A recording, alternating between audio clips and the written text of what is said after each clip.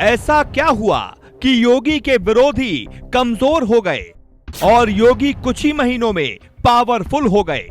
पहले पार्टी में कई नाम थे, अब वो नाम गुम है। क्या गुजरात में मोदी जैसे ही हो गई है यूपी में योगी की कहानी? 2012 में गुजरात के सीएम थे नरेंद्र मोदी। उस वक्त उन्हें दिल्ली आने से रोकने के लिए बीजेपी का एक खेमा पूरी कोशिश कर रहा था। यहां तक कि बिहार में जेडीयू के नेता नीतीश कुमार ने तो बीजेपी से गठबंधन मोदी को दिल्ली लाने के शर्त पर ही तोड़ दिया था।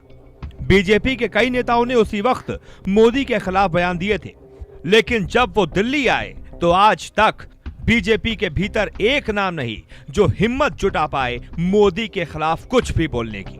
ऐसा इसलिए हुआ क्योंकि अमित शाह ने चुन चुनकर ऐसे नेताओं का हिसाब किताब कर पार्टी में साइड कर दिया। लेकिन योगी तो अकेले हैं, उनके साथ कोई जोड़ीदार नहीं है। फिर उन्होंने ऐसा क्या किया? जून जुलाई 2021 की बात है। कोरोना के बाद योगी आदित्यनाथ के विरोधी मुखर हो गए थे। दिल्ली में बड़े नेताओं के कान भरे गए और फिर दिल्ली योगी को बुलाया गया था। उसी दौरान दिल्ली में योगी के साथ जो हुआ वो यहां समझा देते हैं, फिर आगे बढ़ते हैं। बीजेपी के एक सांसद हैं जो नाम न छापने की शर्त पर बताते हैं, दिल्ली में योगी आदित्यनाथ से कहा गया था कि आप पार्टी में सबको मिलाकर चलें, किसी की नाराजगी पार्टी के लिए ठीक नहीं होगी। तब योगी आदित्यनाथ ने इसका जवाब दिया था कि अगर कोई काम से नाराज हो रहा है तो हम काम नहीं छोड़ देंगे। योगी आदित्यनाथ दिल्ली से लखनऊ आए और फिर लखनऊ में आरएसएस का एक ऐसा चेहरा भेजा गया जिनका सीधा दखल बीजेपी में होता है। नाम है बीएल संतोष। बीएल संतोष संगठन महामंत्री हैं। वो लखनऊ आए तो सबकी रिपोर्ट ली गई। ज्यादातर एंटी योगी नेताओं ने उनके कान भरे। कहा तो ये तक गया कि सीएम साहब तो गए, लेकिन यहां कुछ बातें आपको बताना बेहद जरूरी है। जो काम करता रहेगा वो कभी नहीं हारेगा, जो हार मानकर बैठेगा वो लोग हार जाते हैं। जब बीएल संतोष योगी की रिपोर्ट ले रहे थे तब योगी जिला जिला कोरोना रोक रहे थे। यहीं से बीएल संतोष को समझ में आ गया है पार्टी में कौन सिर्फ बात करके पार्टी को आगे बढ़ाता है और कौन काम करके योगी की तरह पार्टी को आगे बढ़ाता है।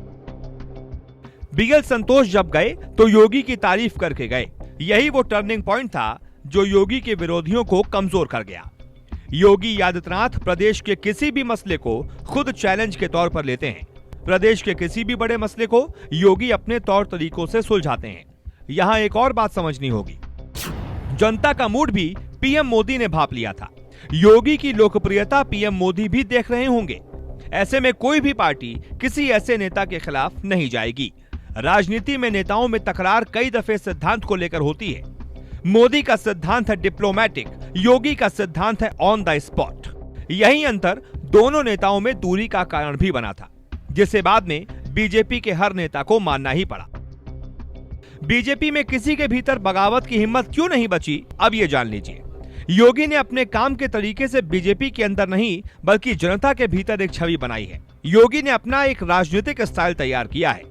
या आप कह सकते हैं कि योगी आदित्यनाथ अकेले गोरखपुर से आए, लेकिन अब उनके पास अपना व्यक्तिगत वोट बैंक भी तैयार है, क्योंकि यूपी में हालात ऐसे ही हैं कि इस बार के चुनाव में जनता योगी को वोट देगी, न कि बीजेपी को।